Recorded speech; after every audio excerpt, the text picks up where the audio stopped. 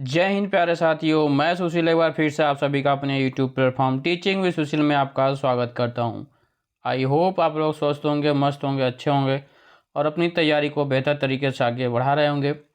तो फिर हम लोग आ जाते हैं आज जीव विज्ञान का अगला चैप्टर पोषण पे, और हम लोग पोषण को अच्छी तरह से पढ़ाई करते हैं। और आप सभी लोग अपनी पढ़ाई को और तेज़ कर दीजिए, ताकि बिहार में देख रहे हैं आप आए दिन, यानी कि हमेशा कुछ न कुछ नोटिफिकेशन शिक्षक का आ रहा है, तो आप लोग देख चुके होंगे। तो चलिए फिर हम लोग स्टार्ट करते हैं अपनी क्लास को। और स्टार्ट करने से पहले एक बार आप सभी से रिक्वेस्ट करते हैं कि प्लीज़ जो भी भाई बहन इस चैनल पर पहली बार आ रहे हैं, तो आप लोग चैनल को सब्सक्राइब कर लीजिएगा और बेल आइकन को ऑन कर लीजिएगा। चलिए तो फिर, और कमेंट करके आप लोग ज़रूर बताया करिए आपको क्लास कैसी लगी। तो फिर हम लोग स्टार्ट करते हैं अपनी क्लास को। अब पहला क्वेश्चन यहाँ से देखते हैं, पोषण का पहला क्वेश्चन क्या बन रहा है, और इसको देखते हैं। करा कि मानव शरीर में किस पोषक तत्व की कमी के कारण शारीरिक वृद्धि धीमी होती है। तो किसके कारण भाई? प्रोटीन के कारण शारीरिक वृद्धि में क्या हो जाती है? कमी होने लगती है, धीमी हो जाती है, यानी कमी हो जाती है। विटामिन, अगला क्वेश्चन करा है विटामिन ए का मुख्य स्रोत क्या है? दूध। विटामिन ए का मुख्य स्रोत क्या है आपका? दूध है। अगला क्वेश्चन करा कि प्रोटीन एवं वसा दोनों प्रचुरता किस खाद्य पदार्थ में होती है। तो मूंगफली में आपको मिलता है ये प्रोटीन और वसा दोनों मिल जाता है, तो इसको यहाँ से ध्यान रखिएगा आप लोग। चलिए आ जाते हैं अगले क्वेश्चन पे भाई। यहाँ से सब क्वेश्चन इंपॉर्टेंट है भाई, आप सभी लोग कहीं ये सब जितने भी क्वेश्चन है कहीं ना कहीं एग्जाम में पूछे हुए हैं, तो एक बार इस पोषण को देख लीजिएगा, यहाँ से बहुत ज़्यादा क्वेश्चन बनते हैं आपको। अगला क्वेश्चन करा कि शरीर में त्वचा के नीचे विद्यमान वसा शरीर की ऊष्मा के ह्रास के विरुद्ध अवरोध का कार्य करती है। यानी जो शरीर में त्वचा के नीचे वसा होता है, वो शरीर की ऊष्मा के ह्रास, जो ऊष्मा होती है उसकी कमी के विरुद्ध अवरोध का कार्य करता है। शरीर, अगला क्वेश्चन करा है कि शरीर में ऊतक का निर्माण किस पोषक तत्व से होता है। तो विटामिन से होता है। किससे? विटामिन से होता है। किस विटामिन को हार्मोन माना जाता है? तो विटामिन डी को हार्मोन माना जाता है। किसको? विटामिन डी को। अब इनका स्रोत क्या है, इनकी कमी से होने वाली बीमारी, इन सबको भी हम लोग आगे देखेंगे। अब बस एक एक कदम आगे बढ़ते चल रहे हैं, और आप लोग भी इसके साथ बढ़ते रहिए, ताकि आपकी पढ़ाई और मजबूत हो जाए। चलिएगा आगे देखिएगा। अगला क्वेश्चन करा कि कौन सा एंजाइम प्रोटीनों के पाचन में सहायक होता है। ये कई बार क्वेश्चन पूछा है, ये आज का इम्पॉर्टेंट, मोस्ट इम्पॉर्टेंट क्वेश्चन है भाई, आप लोग इसको नोट्स कर लीजिएगा। ये जो ट्रिप्सिन होता है, ये कई बार क्वेश्चन पूछ गया। एक क्वेश्चन, कौन सा एंजाइम प्रोटीनों के पाचन में सहायक होता है? तो ट्रिप्सिन होता है। कौन सा होता है आपका? ट्रिप्सिन होता है। अगला क्वेश्चन करा कि सामान्य क्रियाशील महिला के लिए प्रोटीन की उपयुक्त दैनिक मात्रा कितनी होनी चाहिए? लगभग 45 ग्राम होना चाहिए। कितना? लगभग 45 ग्राम होना चाहिए। अगला देखिएगा, कह रहा है कि स्तनपान करवाने वाली महिला को प्रतिदिन आहार में लगभग कितना ग्राम होना चाहिए? तो 70 ग्राम प्रोटीन की आवश्यकता होती है। जो नॉर्मली, यानी जो सामान्य महिला है, उसके लिए तो 45 ग्राम प्रोटीन की आवश्यकता होती है, लेकिन जो स्तनपान करने वाली महिला है, तो उसके लिए 70 ग्राम प्रोटीन की आवश्यकता होती है डेली का। तो आप लोग इसको ध्यान से समझ लीजिएगा। चलिए आ जाते हैं आगे। करा कि लार, आगे देखिएगा, लार किसके पाचन में सहायक होता है? स्टार्च के। यानी कि ये क्वेश्चन कई बार पूछा है कि स्टार्च के पाचन में सहायक है, तो आपका क्या है? लार है। तो मुझे उम्मीद है कि आप सभी को ये अच्छे से समझ में आ रहा होगा। अगला क्वेश्चन है कि अलसी या तीसी किसका प्रचुर स्रोत है? तो ओमेगा 3 वसी अम्ल का है। किसका? ओमेगा 3 वसी अम्ल का। तीसी का तेल देखते हैं ना, जैसे हम घी के टाइप का होता है, ठंडी के दिनों में जम भी जाता है, तो ओमेगा 30 एकदम वसी अम्ल के जैसा होता है। अगला क्वेश्चन देखिएगा, कह रहा है कि मानव शरीर में पाचन की अधिकांश क्रिया किस अंग में संपन्न होती है? तो ये भी इम्पॉर्टेंट है भाई, छोटी आंत में होती है। किस में होती है? छोटी आंत में। नाम तो छोटी आंत है, लेकिन है बड़ी, ये कार्य बहुत है इसका। तो मिला जुला करके पाचन की अधिकांश क्रिया छोटी आंत में ही संपन्न होती है। यहाँ तक आपको समझ में आया होगा। चलिए आ जाते हैं अगले क्वेश्चन पे। अगला क्वेश्चन क्या कर रहा है? करा कि मांस की तुलना में मछली को सुपाच्य और लाभदायक क्यों माना जाता है? मांस की तुलना में मछली को सुपाच्य और लाभदायक क्यों माना जाता है? तो बहुसंतृप्त, आंसर दिखेगा करा कि बहु असंतृप्त वसा अम्ल की उपस्थिति के कारण। इसमें क्या होता है? बहु असंतृप्त वसा अम्ल की उपस्थिति के कारण। चलिए आ जाते हैं अगले क्वेश्चन पे। अगला क्वेश्चन क्या करा आपका? करा कि दूध किस बैक्टीरिया के कारण खराब हो जाता है? तो लैक्टोबैसिलस, ये तो सभी को पता होगा, लैक्टोबैसिलस जो दही में पाए जाते हैं। ठीक है, तो दूध किस बैक्टीरिया के कारण खराब हो सकता है? तो लैक्टोबैसिलस। चलिए अगला क्वेश्चन आ जाते हैं। कहा कि फास्फोरस शरीर में अम्लीयता एवं क्षारीयता के मध्य संतुलन बनाए रखता है। अब ये क्वेश्चन देखिए पूछा गया है कि फास्फोरस का कार्य क्या है, यानी फास्फोरस शरीर में कौन सा कार्य करता है? तो अम्लीयता और क्षारीयता को संतुलन बनाने का कार्य करता है। तो इसको कई तरह से प्रश्न पूछा जाता है। फास्फोरस का कार्य क्या होता है? अम्लीयता एवं क्षारीयता को संतुलन बनाने के लिए काम किया जाता है। दूसरा उल्टा पूछा जा सकता है, अम्लीयता शरीर में अम्लीयता एवं क्षारीयता के मध्य को संतुलन बनाए रखने का कार्य किसका होता है? तो फास्फोरस का होता है। समझ में आया यहाँ तक? चलिए आ जाइए आगे। जो भी भाई प्लीज़ पहली बार आ रहे हैं आप लोग चैनल को सब्सक्राइब कर लीजिएगा।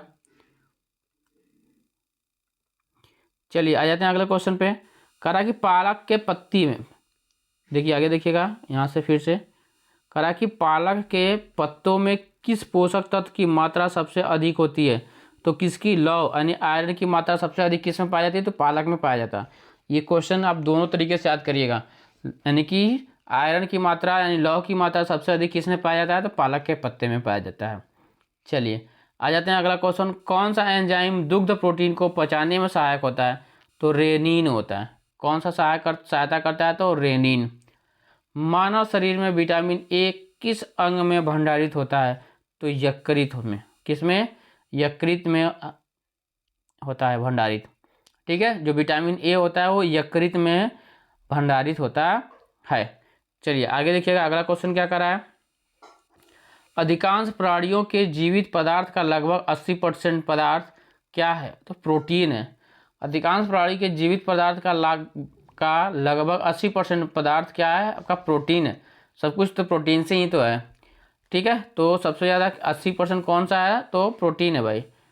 इसको आप लोग देख लीजिएगा क्या है? प्रोटीन। चलिए, सेब का हृदय रोगियों के लिए विशेष महत्व क्यों होता है? यानी जो हृदय रोगी होते हैं उनके लिए सेब खाना ही क्यों महत्वपूर्ण होता है? क्योंकि पोटेशियम का स्रोत होने के कारण। उसमें क्या होता है? पोटेशियम का स्रोत होता है, इसके कारण। ठीक है, अत्यधिक महत्वपूर्ण है। चलिए आ जाते हैं अगला क्वेश्चन देखते हैं हम लोग। आगे क्वेश्चन देखते हैं। देखिएगा यहाँ से। करा कि दूध में प्रोटीन और कार्बोहाइड्रेट के अतिरिक्त, दूध में प्रोटीन और कार्बोहाइड्रेट के अतिरिक्त कैल्शियम और पोटेशियम तत्व, कैल्शियम और पोटेशियम तत्व सम्मिलित होते हैं। एक बार फिर से इसको देखिएगा, दूध में क्या क्या होते हैं? दूध में प्रोटीन होता है, कार्बोहाइड्रेट होता है और इसके अलावा कैल्शियम और पोटेशियम भी सम्मिलित होते हैं। तो लगभग दूध में हर एक चीज़ मिलता है, बस विटामिन सी को छोड़ करके लगभग हर एक विटामिन भी मिल जाता है आपको। कार्बोहाइड्रेट, कैल्शियम, प्रोटीन, पोटेशियम सब कुछ मिलता है दूध में। अगला क्वेश्चन क्या करा है यहाँ से देखिएगा। करा प्रोटीन की अधिकतम मात्रा किस में पाई जाती है? तो सोयाबीन में। सोयाबीन में प्रोटीन की अधिकतम मात्रा पाई जाती है।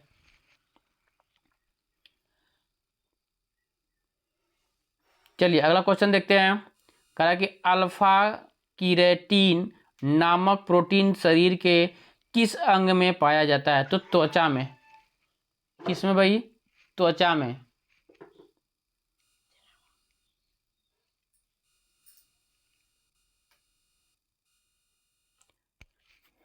चलिए ठीक है, तो अगला क्वेश्चन कि देखिए यहाँ से त्वचा हो गया। एक बार फिर से देखते हैं। अल्फा कीरेटिन नामक प्रोटीन शरीर के किस अंग में पाया जाता है? तो आपका क्या हो जाएगा यहाँ से? आपका हो जाएगा त्वचा में। किस में? त्वचा में हो जाता है। चलिए आ जाते हैं आगे। अगला क्वेश्चन देखते हैं। करा कि गेहूं में कौन सा प्रोटीन पाया जाता है, गेहूं में कौन सा प्रोटीन पाया जाता है, तो ग्लूटेन पाया जाता है। क्या पाया जाता है, गेहूं में ग्लूटेन। तो ग से गेहूं, ग से ग्लूटेन, इसको याद कर लीजिएगा आप लोग, ग से गेहूं और ग से ग्लूटेन, तो इसको याद करिएगा। करा कि गाय का दूध कैरोटीन की उपस्थिति के कारण हल्के पीले पीले रंग का होता है। ये देखिए इंपॉर्टेंट क्वेश्चन, यहाँ से इसको रखिएगा। गाय का दूध हल्का पीला होता है किसके कारण, गाय का दूध हल्का पीला होता है किसके कारण, तो कैरोटीन के कारण। किसके कारण, कैरोटीन के कारण। चलिए आगे करिएगा। दूध का श्वेत रंग किसकी उपस्थिति के कारण होता है भाई, तो कैसीन नामक प्रोटीन पाया जाता है, इसलिए दूध क्या होता है, सफ़ेद होता है। दूध सफ़ेद क्यों होता है, तो कैसीन नामक से प्रोटीन के कारण। और गाय का दूध हल्का पीला क्यों होता है, तो कैरोटीन। इन दोनों में अंतर देखिएगा भाई, इन दोनों क्वेश्चन को आप लोग ध्यान से देखिएगा और इसमें अंतर भी समझिएगा। चलिए आ जाते हैं अगले क्वेश्चन पे, हम लोग अगले क्वेश्चन पे आ जाते हैं। अगला देखते हैं, अगला क्वेश्चन क्या कर रहा है, देखिए यहाँ से करा कि किसमें विटामिन सी की मात्रा सर्वाधिक होती है। तो विटामिन सी का सबसे अच्छा स्रोत क्या होता है भाई, आंवला। ये तो सभी को पता होगा, विटामिन सी यानी कि खट्टे में मिलता है, तो सबसे अच्छा स्रोत क्या है आपका, आंवला होता है। विटामिन डी का प्रमुख स्रोत, ये तो सभी लोग जानते होंगे, सूर्य की किरणें, इसको बताने की कोई ज़रूरत नहीं है। किस विटामिन का निर्माण हमारे शरीर में होता है, तो विटामिन डी और विटामिन B3, ये दोनों का निर्माण हमारे शरीर में होता है। करा कि कौन सा विटामिन किसी स्वप्न को पर्याप्त अवधि तक याद रखने में सहायता होता है, तो विटामिन B6। ये जो विटामिन B6 होता है, जो आप लोग स्वप्न देखते हो उसको पर्याप्त अवधि तक याद रखता है, ये कौन सी विटामिन के कारण हो सकता है, तो विटामिन B6 के कारण होता है। चलिए आ जाते हैं अगले क्वेश्चन पे। अगला क्वेश्चन क्या करा कि सब्जियों से मुख्यतः हमें प्राप्त होते हैं विटामिन प्राप्त होते हैं। क्या प्राप्त होते हैं, विटामिन प्राप्त होते हैं। अगला क्वेश्चन करा कि एक गिलास पानी पीने से कितनी कैलोरी मिलती है, ऊर्जा मिलती है, तो 0 कैलोरी ऊर्जा, यानी आपको 0 कैलोरी ऊर्जा मिलेगी एक गिलास पानी पीने से। चलिए बासमती के चावल के दाने पकाने पर लंबे क्यों हो जाते हैं। अब देखिए जो बासमती का चावल होता है उसके चावल जब पकाएंगे तो वो लंबा लंबा हो जाता है। तो क्यों होता है, तो एमाइलेज की उपस्थिति के कारण, उसमें क्या होता है, एमाइलेज पाया जाता है, उसी के उपस्थिति के कारण ये क्या हो जाते हैं, लंबे हो जाते हैं। अगला क्वेश्चन, दूध में कौन सा कैसेराइड उपस्थित होता है, तो लैक्टोज। लैक्टोबैसिलस होता है जैसे उसमें जीवाणु, लैक्टोज, तो इसको ध्यान में रखिएगा। चलिए दूध से संबंधित रिलेटेड कुछ वर्ड ऐसे रहते हैं जो मिलते जुलते रहते हैं, आप उसको ध्यान रखिएगा। पूरा हर एक चीज़ तो याद करना संभव नहीं है, बट थोड़ा सा रिलेटेड करेंगे तो उस संभव हो सकता है। अब हर एक चीज़ याद कर लेना ये तो संभव नहीं है, लेकिन रिलेटेड करेंगे तो मुझे उम्मीद है कि आपको याद तो रहेगा नहीं, लेकिन उससे रिलेटेड वर्ड रहेगा तो शायद वो आप उसको देखते मात्र और देख करके कुछ समझ सकते हैं कि इसका संबंध इससे बन सकता है। चलिए तो अगला क्वेश्चन आ जाते हैं हम लोग करा कि किस विटामिन की कमी से स्कर्वी रोग होता है, तो विटामिन सी की कमी से स्कर्वी रोग होता है। और इसका रासायनिक नाम क्या होता है, विटामिन सी का रासायनिक नाम स्कॉर्बिक अम्ल होता है। चलिए अगला देखिएगा, हेपेटाइटिस मानव शरीर के किस अंग को प्रभावित करता है, तो यकृत को। किसको, यकृत को प्रभावित करता है। जो हेपेटाइटिस होता है वो यकृत को प्रभावित करता है। किसके संश्लेषण में विटामिन के की विशिष्ट भूमिका होती है, तो प्रोथ्रोम्बिन। प्रोथ्रोम्बिन किसके में, प्रोथ्रोम्बिन। ठीक है, चलिए आ जाते हैं अगले क्वेश्चन पे। अगला क्वेश्चन देख लेते हैं भाई। कहा कि पौधों व जंतुओं में कार्बोहाइड्रेट का संचय किस रूप में होता है, तो स्टार्च के रूप में। पौधों में स्टार्च के रूप में, जंतुओं में ग्लाइकोजन के रूप में संचित होता है कार्बोहाइड्रेट। ठीक है, तो पौधों में स्टार्च के रूप में संचित रहेगा और जंतुओं में जंतुओं में ग्लाइकोजन के रूप में कार्बोहाइड्रेट संचित रहता है। अगला क्वेश्चन करा कि विटामिन होते हैं आवश्यक कार्बनिक यौगिक जिनका संश्लेषण शरीर में नहीं होता है। ठीक है, तो यहाँ तक आपको अच्छे से समझ में आया होगा। चलिए आ जाते हैं अगले क्वेश्चन पे और आगे देख लेते हैं। अगला क्वेश्चन क्या कर रहा है, देखिए करा कि इस चैप्टर का अगला क्वेश्चन अंतिम क्वेश्चन है, सॉरी इस पेज का अंतिम क्वेश्चन है। चैप्टर तो अभी बहुत ज़्यादा लंबा है आपका और ये यहाँ से बन सकता, ठीक है। तो फिर आ जाते हैं हम लोग, देखते हैं क्वेश्चन क्या है।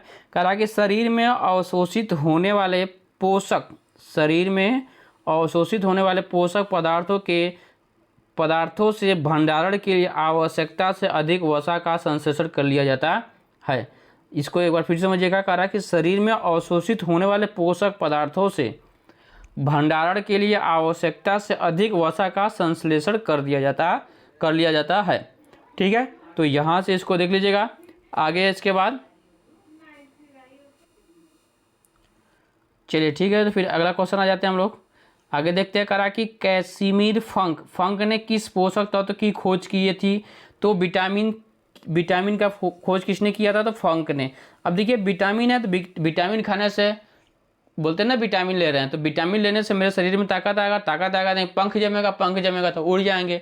तो पंख से ही फंक है, पंख आ गया यानी कि विटामिन आ गया तो पंख आ गया। तो उसको आप याद रखना कि पंख आ गया यानी कि फंक ने विटामिन की खोज की। विटामिन रहा है तो पंख है, ठीक है। तो इससे रिलेटेड करके आपको याद रख लेना है, विटामिन की खोज किसने की? तो फंक ने किया था। चलिए कह रहा है विटामिन ए से संपन्न किस खाद्य पदार्थ कौन से हैं? तो कार्ड यकृत तेल, विटामिन का जो कार्ड यकृत तेल में विटामिन ए मिलता है, शकरकंद में विटामिन ए मिलता है, गाजर में, पालक में। तो विटामिन ए का जो प्रमुख स्रोत होता है पालक होता है, यहाँ से इसको याद रखिएगा। आगे देखिएगा अगला क्वेश्चन क्या कर रहा है। अगला क्वेश्चन कर रहा है कि मनुष्य में विटामिन ए की कमी से रतौंधी, शारीरिक वृद्धि व भार में कमी, कार्निया तथा त्वचा संबंधी रोग उत्पन्न हो जाते हैं। तो विटामिन ए की कमी से रतौंधी होती है जो सबसे बड़ी बीमारी होती है, और उसके बाद शारीरिक वृद्धि में भी कमी हो जाती है, कार्निया तथा त्वचा संबंधी रोग उत्पन्न होने लगते हैं। और अगला क्वेश्चन विटामिन B12 का रासायनिक नाम क्या है? साइनोकोवैलिसिन। अगला देखिएगा इसके बाद कह रहा है कि खट्टे फलों में कौन सा विटामिन पाया जाता है? खट्टे फलों में तो विटामिन सी पाया जाता है, आपको याद होना चाहिए। अगला क्वेश्चन है घाव भरने में कौन सा विटामिन सहायक होता है? तो घाव भरने में विटामिन सी सहायक होता है। कीलोसिस नामक रोग किस विटामिन की कमी से होता है? तो विटामिन B2 से होता है। किससे? विटामिन B2 से होता है। थायमीन किसका रासायनिक नाम है? तो विटामिन B1 का नाम है। किसका? विटामिन B1 का। जल में कौन सा विटामिन घुलनशील होता है? तो vitamin B and vitamin C जो होता है जल में घुलनशील होता है। और जो विटामिन बाकी बचते हैं विटामिन के, vitamin E, vitamin D, vitamin A, ये 4 विटामिन बचते हैं जो आपको याद करने का तरीका, ये सब वसा में घुलनशील होते हैं। किसमें? वसा में घुलनशील होते हैं। किसमें भाई? वसा में घुलनशील होते हैं, ठीक है। तो वसा में घुलनशील विटामिन कीड़ा, यानी कि कीड़ा वसा में क्या पड़ गया? कीड़ा पड़ गया, यानी कि कीड़ा से याद करिएगा। वसा में क्या आ जाएगा आपका? कीड़ा। तो कीड़ा में कौन सा? विटामिन के, vitamin E, vitamin D, vitamin A, ये जो चारों होते हैं वसा में घुलनशील होते हैं। और विटामिन बी और सी क्या होती है? जल में घुलनशील। तो कीड़ा करिए वसा में, यानी कि तेल में, वसा में सब क्या हो जाते हैं? ज़्यादा समय के बाद आपको ख़राब कर देता है। वसी चीज़ खाएंगे तो कीड़े पड़ जाएंगे पेट में। तो कीड़ा से क्या आ जाता है आपका? कीड़ा याद करिएगा। तो ये चारों आपके वसा में घुलनशील विटामिन होते हैं। तो मुझे उम्मीद है कि आप सभी को ये अच्छे से समझ में आया होगा ट्रिक, और ऐसे आप लोग और अच्छे से बना सकते हैं स्वयं से। बट आप उसको याद करिए, चाहे जैसे याद करिए। चलिए, याद रहना चाहिए ताकि एग्जाम में एक भी क्वेश्चन छूटने न पाए। आ जाते हैं आगे। अगला क्वेश्चन कह रहा है कि पेलाग्रा और स्कारवी नामक रोग क्रमशः किन विटामिन की कमी के कारण होता है? तो विटामिन B3 और विटामिन सी होता है। इन दोनों से, यानी कि स्कारवी विटामिन सी की कमी से होता है, आप सभी को पता हुआ। लेकिन पेलाग्रा जो होता है वो विटामिन बी की कमी से होता है। अगला क्वेश्चन कह रहा है कि विटामिन डी का रासायनिक नाम क्या है? तो कैल्सीफेरॉल होता है। विटामिन डी का रासायनिक नाम कैल्सीफेरॉल होता है। अगला कह रहा है कि विटामिन डी की कमी से कौन सा रोग होता है? तो रिकेट्स। विटामिन डी की कमी से कौन सा रोग होता है? तो रिकेट्स होता है। चलिए आ जाते हैं आगे। रक्त का थक्का बनने में विटामिन के की आवश्यकता होती है। जब रक्त के थक्के नहीं बनते हैं तो वहाँ पर लोग फिटकरी लगा देते हैं, यानी कि विटामिन के की कमी के कारण रक्त का थक्का नहीं बनता है। किसी को देखे होंगे चोट लग जाता है तो उसका जो ब्लड होता है कभी रुकता नहीं है, जल्दी ब्लड निकलता जाता है, तो उसको विटामिन के की कमी के कारण ऐसा होता है। चलिए आ जाते हैं आगे। तो आपको समझ में आया विटामिन के की कमी से क्या होगा, रक्त का थक्का नहीं बनेगा। चलिए आ जाते हैं आगे। कह रहा कि किस विटामिन की कमी से प्रतिरक्षा प्रणाली तथा जनन क्षमता कम हो जाती है, तो एस्कॉर्बिक अम्ल से। किसके? एस्कॉर्बिक अम्ल से, यानी कि विटामिन सी। आगे देखिएगा, करा कि संक्रमण रोधी विटामिन किसे कहते हैं? जो संक्रमण को रोकता है, तो विटामिन ए, ये जो होता है आपको संक्रमण को रोकता है। करा कि किस विटामिन में कोबाल्ट पाया जाता है? तो विटामिन B12 में कोबाल्ट पाया जाता है। अनाज के छिलके में मुख्यतः कौन सा विटामिन पाया जाता है? तो थायमीन, यानी कि विटामिन बी पाया जाता है। अनाज के छिलकों में विटामिन B1 पाया जाता है। चलिएगा आगे देखिएगा, अगला क्वेश्चन कहा कि भोजन में रेशों का महत्व। अब देखिए भाई, भोजन में रेशों का महत्व, इसको देख लेते हैं। ये बॉक्स में दिया, इसका मतलब कि आपके लिए इम्पॉर्टेंट हो सकता है। भोजन में रेशों की अधिकता पाचन क्रिया में सहायता होती है। भोजन में यदि ज़्यादा से ज़्यादा रेशे होंगे तो पाचन क्रिया में क्या करेगी? सहायता करेगी। रेशे युक्त भोजन में ग्लूकोज की मात्रा कम होती है, जिससे आंतों में ट्यूमर बनने की संभावना कम हो जाती है। जो आंत में ट्यूमर बनता है उसकी संभावना कम होती है, जो रेशेदार भोजन करते हैं उनके लिए। चलिए आ जाते हैं अगले क्वेश्चन पे। आगे देखिएगा, इधर से देखिए, अब सब बॉक्स में बना हुआ है, इसका मतलब सब इम्पॉर्टेंट आ रहा है आपको। दीर्घ मात्रिक खनिज है। अब देखिएगा, कैल्शियम का महत्व क्या क्या है भाई, इसके बारे में हम लोग देख लेते हैं।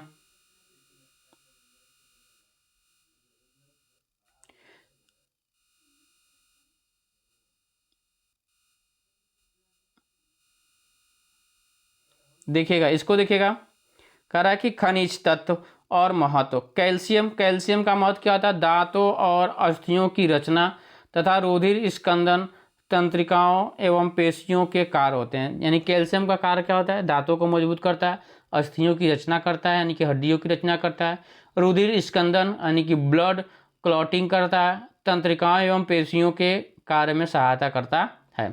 फास्फोरस क्या करता है? दांतों और हड्डियों की रचना करता है।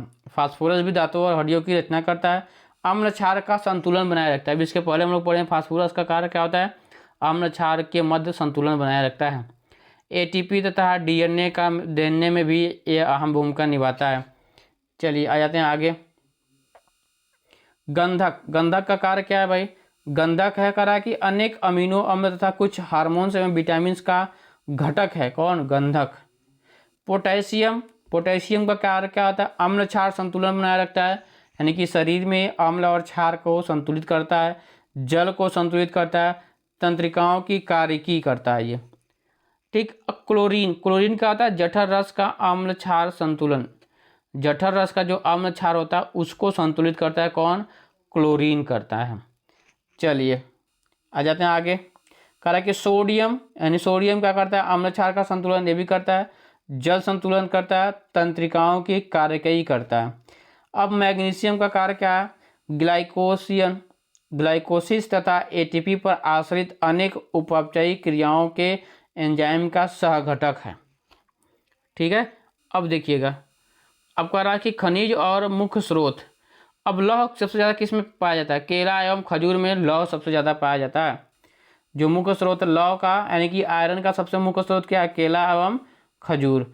पोटेशियम का सबसे प्रमुख स्रोत क्या है? पालक। आयोडीन का सबसे प्रमुख आयोडीन युक्त सामान्य नमक। कैल्शियम का सबसे मुख्य दूध एवं अंडे खाने से आपको कैल्शियम पर्याप्त मात्रा में प्राप्त होते हैं। तो यहाँ तक आपको अच्छे से समझ में आया होगा। आ जाते हैं अगले क्वेश्चन पर जाते हैं। कह रहा है कि कौन सा तत्व किडनी में पथरी को बनाने से रोकता है? तो मैग्नीशियम। कौन सा? मैग्नीशियम है जो किडनी में पथरी बनने से रोकता है। किडनी में पथरी को बनने से रोकता है कौन? तो मैग्नीशियम। कौन भाई? तो मैग्नीशियम। कौन सा फल स्कर्वी रोग के उपचार में उपयोगी होता है? तो आंवला। विटामिन सी की कमी से स्कर्वी होता है, तो विटामिन सी का सबसे अच्छा स्रोत क्या होता है? आंवला होता है। एक संतुलित आहार में विभिन्न पोषक तत्वों किस अनुपात में होने चाहिए? 1:2 में प्रोटीन, 1:4 के अनुपात में वसा एवं 3:5 के अनुपात में कार्बोहाइड्रेट होना चाहिए। चलिएगा आगे देखिएगा, अगला क्वेश्चन कर रहा है क्या? कह रहा है कि किस पोषक तत्व से प्रति ग्राम सर्वाधिक ऊर्जा प्राप्त होती है? तो वसा से। वसा से सर्वाधिक ऊर्जा प्राप्त होती है। किसकी, आगे कह रहा है, किसकी कमी से क्रिटिनिज्म यानी मंद बुद्धि एवं बौना रोग हो जाता है? तो आयोडीन की कमी से ऐसा होता है। कौन सा विटामिन शरीर को रोगों से प्रतिरक्षा प्रदान करता है? तो विटामिन ए जो होता है आपका प्रतिरक्षा करता है, रोगों से लड़ने की क्षमता बढ़ाता है। तो काम कौन करता है? तो विटामिन। अब आगे आइएगा, कह रहा है कि देखिए यहाँ से विटामिन डी की अनुपस्थिति से शरीर में कैल्शियम की कमी हो जाती है। यदि आपके पास विटामिन डी नहीं मिल रहा है प्रचुर मात्रा में, तो आपको कैल्शियम की कमी हो जाएगी। चलिए आ जाते हैं अगले नंबर पे, अगले पृष्ठ पे आ जाते हैं भाई। अब विटामिन के कार्य देख लेते हैं हम लोग, थोड़ा सा छोटे में देखेंगे तो और बेस्ट समझ में आएगा, ताकि सब साथ में दिखाई देगा। चलिए, कहा कि विटामिन उपापचयी प्रक्रिया में महत्वपूर्ण भूमिका निभाते हैं। ये विभिन्न रोगों से शरीर की रक्षा करते हैं। अब देखिए वसा में घुलनशील विटामिन, अभी मैंने बताया वसा में घुलनशील विटामिन कौन सा होता है? ए, डी, ई और के। तो उल्टा पढ़ेंगे तो के, ई, डी, ए, कीड़ा। कीड़ा से आप लोग याद करवाए थे अभी। तो जो विटामिन ए का होता है, ये देखिए वसा में घुलनशील विटामिन है। जो विटामिन ए के स्रोत हैं तो कैरोटीन युक्त फल, यकृत व यांत्रिक श्लेष्मा की कोशिकाएं, ये जो विटामिन ए के सबसे अच्छे स्रोत होते हैं। और विटामिन, अब इसका शारीरिक प्रभाव क्या होता है? ये प्रभाव क्या करते हैं भाई? कहा कि दृष्टि रंगों का संश्लेषण, एपिथेलियम स्तरों की वृद्धि एवं विकास। और इनकी कमी से क्या हो जाता है भाई? देखिए विटामिन ए की कमी से क्या हो जाता है? विटामिन ए की कमी से क्या होगा आपको? कार्निया व त्वचा की कोशिकाओं का विकास अवरुद्ध हो जाएगा। यानी विटामिन जो कार्निया होता है उसका विकास अवरुद्ध हो जाएगा। इसको आप लोग रतौंधी बोल देते हैं। ठीक है, चलिए आगे देखिएगा यहाँ से। अब विटामिन डी आ जाता है। तो विटामिन डी का अच्छा स्रोत क्या है? मक्खन, यकृत, मछली का तेल, गुर्दा, अंडा और ईस्ट, सूर्य के प्रकाश द्वारा संश्लेषित, ये सब क्या होते हैं? आपके विटामिन डी के अच्छे स्रोत होते हैं। और इनका कार्य क्या होता है? कैल्शियम और फास्फोरस का उपापचय करना तथा हड्डियों एवं दांतों की वृद्धि करना। किसका कार्य होता है? विटामिन डी का। और इसके कमी से कौन सा रोग होता है? इसको देख लीजिएगा। विटामिन डी की कमी से आपको सूखा रोग होता है। कौन सा रोग होता है? सूखा रोग। वयस्कों में रिकेट्स, ये जो सूखा रोग होता है वो वयस्क में होता है, और रिकेट्स जो होता है वो बच्चों में होता है। वयस्क में सूखा रोग होगा और रिकेट्स बच्चों में होगा। ठीक है, तो ये विटामिन डी की कमी से होने वाले रोग हैं, और आपको ये याद रहना चाहिए।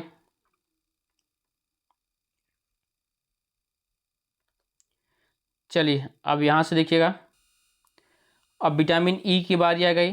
तो विटामिन ई की बारी आ गई तो कह रहा है विटामिन ई का जो अच्छा स्रोत होता है क्या होता है? आपका तेल होता है, गेहूँ होता है, अंडा की जर्दी होती है और सोयाबीन होता है। ठीक है, ये विटामिन ई के अच्छे स्रोत होते हैं।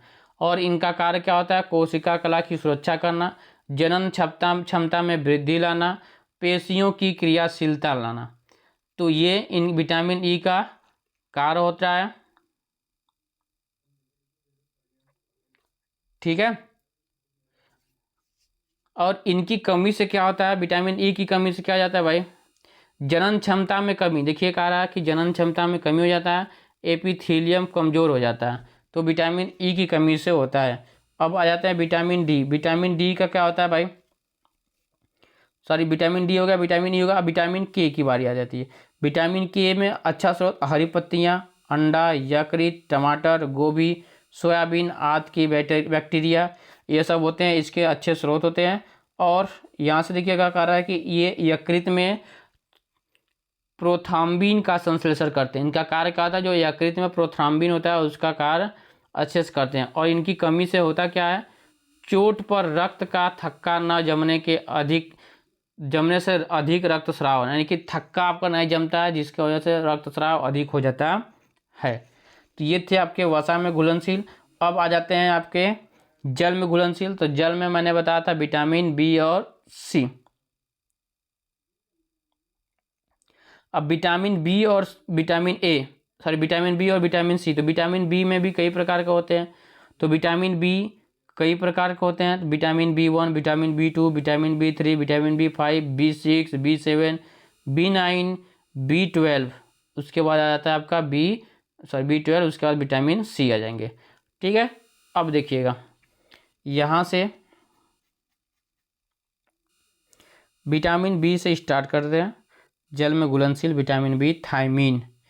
अब कह रहा है कि बी1, इसका जो स्रोत होता है अनाज, फलियां, सोयाबीन, अंडा, मांस, ये सब इसके घटक होते हैं। और कार्यकारी प्रभाव, इसका कार्य क्या होता है, कार्बोहाइड्रेट एवं वसा का उपअपचयी क्रियाओं के सह एंजाइम का घटक है।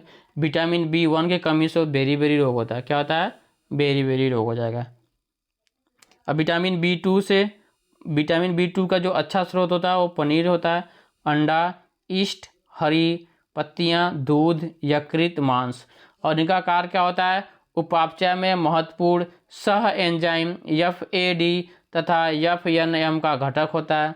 और इसकी कमी से जो रोग होता है आपका किलोसिस रोग होता है। कौन सा रोग होता है, किलोसिस रोग। एक भी पूछा गया था क्वेश्चन, किलोसिस रोग किसकी कमी से होता है, तो विटामिन बी2 की कमी से होता है। चलिए, अब विटामिन बी3, निको और इनकी कमी से पेलाग्रा रोग होता है। तो ज़्यादा देखिए आप विटामिन कमी से कौन सा रोग होता है ये ज़्यादा पूछा जाता है। ठीक है, विटामिन और उसके कमी से होने वाले रोग। तो आप लोग इसको बीच में जो दिया हुआ है इसको आप लोग देख लीजिएगा। ठीक है, और मैं उससे कमी होने वाले रोग और विटामिन के नाम बता दे रहे हैं। ठीक, विटामिन बी3 की कमी से पेलाग्रा रोग होता है।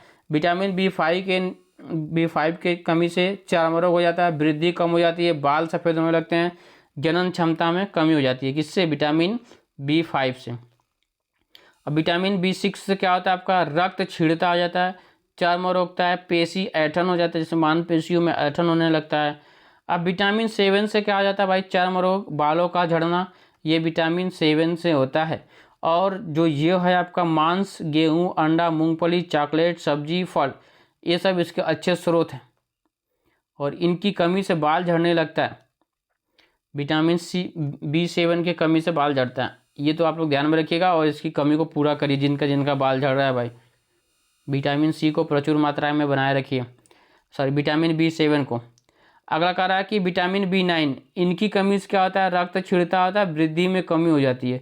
इनको पूरा करने के लिए क्या खाना पड़ता है हमको, हरी पत्तियाँ, यकृत, सोयाबीन, यीस्ट, फलियाँ, ये सब हमें खाना पड़ता है। और विटामिन बी12 में क्या होता है, इसकी कमी से रक्त क्षीणता, तंत्रिका तंत्र के विकार होने लगते हैं। तंत्रिका तंत्र जो होता है वो टूटने लगता है, विकार होने लगते हैं। तो विटामिन बी12 होता है, यानी कि मांस, मछली, यकृत, अंडा, दूध, आंत के बैक्टीरिया, ये सब होते हैं इनके अच्छे स्रोत विटामिन बी12 के। और इनकी कमी से तंत्रिका तंत्र में विकार उत्पन्न होगा, रक्त क्षीणता हो जाएगी। आगे विटामिन सी, जो विटामिन सी का होता है उसकी कमी से स्कर्वी रोग होता है, मसूड़ों में सूजन हो जाता है, कभी कभी दांत से ब्लड आने लगता है।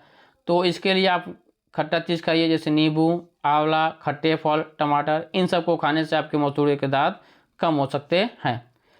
और इसका अंतिम क्वेश्चन है यहाँ से, इस चैप्टर का अंतिम क्वेश्चन है पोषण का, कि विटामिन के का रासायनिक नाम फिलोक्विनोन है, जिसका कार्य रक्त स्कंदन करना तथा यकृत में प्रोथ्राम्बिन का निर्माण करना होता है। तो यहाँ से आप सभी का ये चैप्टर पोषण लगभग हम लोग पढ़ करके समाप्त कर लिए हैं। तो आप सभी लोग, मुझे उम्मीद है कि आपको सभी लोगों को अच्छे से समझ में आया होगा। और जाते जाते एक बार आपसे फिर से रिक्वेस्ट करते हैं कि जो भी भाई बहन इस चैनल पर पहली बार आ रहे हैं, प्लीज़ आप लोग इस चैनल को सब्सक्राइब करिएगा और बेल आइकन को ऑन करके सेशन को एक बार लाइक करके कमेंट करके ज़रूर बताइएगा कि आपको क्लास कैसी लगी। एक बार फिर से कहते हैं कि आप लोग कमेंट करके ज़रूर बताइए भाई कि आपको ये क्लास कैसी लगी। तो फिर आज के लिए इतना ही। ठीक है, सभी को जय हिंद, जय भारत,